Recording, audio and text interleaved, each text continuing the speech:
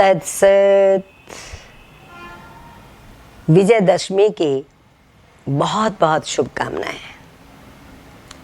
द्वभूत सर्गो लोके अस्मिन् देव आसुरेव च।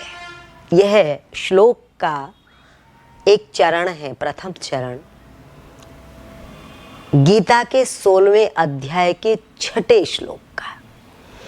इसका अर्थ करते हुए आज हम चर्चा कर रहे हैं दशहरे के इस त्योहार पर, पर्व पर, विजयदशमी के इस माहौल में, जहां पूरे विश्व भर में राम के द्वारा रावण को मारे जाने की लीला खेली जा रही है। इस श्लोक के इस चरण में कहा गया है कि इस मनुष्य लोक में मनुष्य के दो रूप हैं, आसुरी और दैवी। ये जो आसुरी और दैवी स्वरूप है, क्या है ये? 16वें अध्याय के 5वें श्लोक में का जो प्रथम चरण है, उसमें कहा है देवी संपदा विमोक्षाय निबंधाय आसुरी मता। यानी ये दो स्वभाव है मनुष्य के। ये जो दो स्वभाव हैं, ये दोनों क्या हैं? कहते हैं दैवी संपदा, यानी जो दैवी स्वभाव है वह मुक्ति का कारण बनता है। निबंध है आसुरी मता, जो आसुरी स्वभाव है वह बंधन का कारण बनता है। आइए इसी पे चर्चा करते हैं। दैवी संपदा यानी राम, आसुरी संपदा यानी रावण। ये दो पात्र हैं, सभी जानते हैं। जब से हमने होश संभाला है, आपने भी देखा है, हमने भी देखा है। हमारी आंखें जब से खुली, हमारा होश जब से जागा, हमने इस रामलीला को अपने सामने पाया है। हर वर्ष होने वाली ये रामलीला बहुत सम्मोहित करती है, मनमोहक है, आकर्षित करती है। और ये आकर्षण का केंद्र तब और ज्यादा बनी जब ये टीवी सीरियल बनकर आई है, और उसमें हम हर कोई इसके स्वरूप से परिचित हुआ, वाकिफ हुआ और इसमें रुचि बढ़ी। राम एक ऐसा पात्र है जिसके पास त्याग है, जिसके पास निष्ठा है, जिसके पास संयम है, जिसके पास संस्कार है, शिष्टाचार है, जिसके पास औरों की मदद करने की भावना है, जिसके पास, अगर हम उसके चरित्र का पूरा मूल्यांकन करते हैं तो ऐसा चरित्र जहां किसी भी प्रकार का भेदभाव नहीं है और जहां छीना झपटी का भाव भी नहीं है, जहां पर संतोष है, पूर्ण संतुष्टि, तृप्ति, ऐसा एक चरित्र है राम। जिसके पास राज्य आता है, जिसके पास साम्राज्य आता है, अयोध्या का राज्य जिसको दिया जा रहा है, वो उसका भी त्याग करने में संकोच नहीं करता। उसे लगता ही नहीं कि साम्राज्य का कोई अर्थ है, उसके लिए कर्म का अर्थ है, उत्तरदायित्व का अर्थ है। आइए हम इस पे थोड़ी चर्चा करते हैं और इसको हम अपने आप से जोड़ के देखते हैं। संसार में हम ये बाहर की लीला देखते देखते बड़े हो गए हैं, बुढ़े भी हो गए, न जाने कितने लोग मर के चले गए। हर साल रावण जलाया जा रहा है, हर साल रावण को फूंका जा रहा है। लेकिन इस पे हम थोड़ा गौर करें तो ये रावण को फूंकना क्या है और राम का जीतना क्या है?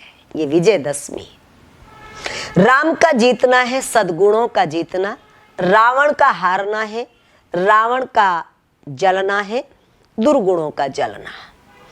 हालांकि दुर्गुण होते हैं घास फूस की तरह से, जो बहुत तेजी से बढ़ते हैं, और गुण होते हैं फसल की तरह से, जो थोड़ा बहुत आसानी से नहीं, उनको बड़े संभाल की ज़रूरत होती है, उनको बहुत सुरक्षा की ज़रूरत होती है। गुणों को सुरक्षा चाहिए, पूरी केयर चाहिए पूरी। तो गुण बढ़ते हैं, लेकिन गुणों की अपनी एक शक्ति है। जब गुण बढ़ते हैं तो गुणों के बढ़ने से दुर्गुणों को जब हम देखते हैं तो वो नष्ट हो जाते हैं। वो बहुत जल्दी नष्ट भी होते हैं, बहुत जल्दी बढ़ते भी हैं। यहाँ राम और रावण दोनों गुण और अवगुण, दोनों सतोगुण और तमोगुण, दोनों दैवी शक्ति और आसुरी शक्ति का प्रतीक है।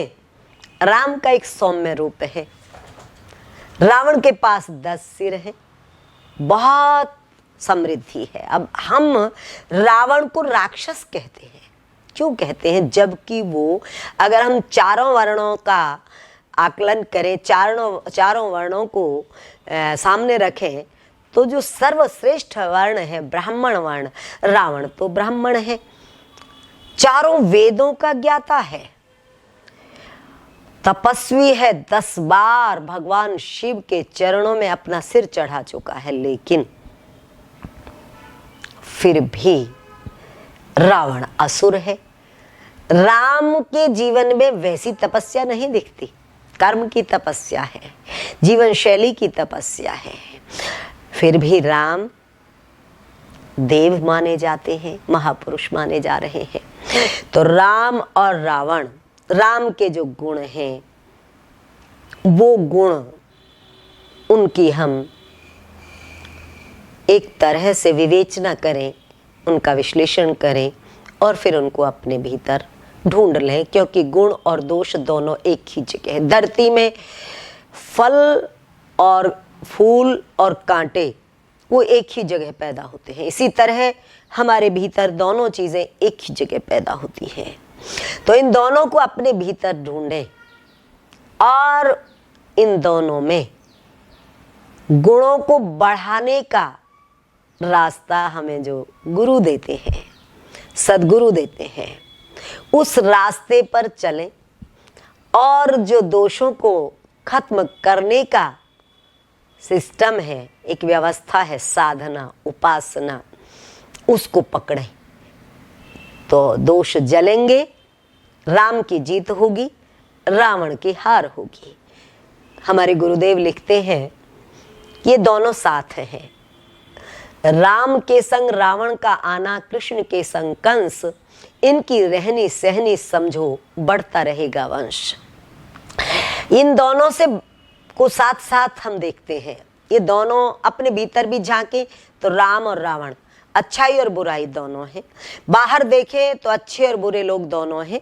वही लोग जो आज आपके मित्र हैं, वही कल आपके लिए शत्रु हो जाते हैं। जब आपके मित्र हैं वो राम जैसे प्रतीत होते हैं, जब आपके शत्रु होते हैं तो रावण जैसे प्रतीत होते हैं। तो ये दोनों चीजें अंग संग हमारे चल रही हैं, इन दोनों का ही हमें मूल्यांकन करना है। देवी संपदा विमोक्षाय निबंधाय आसुरी मता, दैवी गुण हमें मोक्ष की ओर लेके जाते हैं, मुक्ति की ओर लेके जाते हैं, आसुरी गुण हमें बांधते हैं।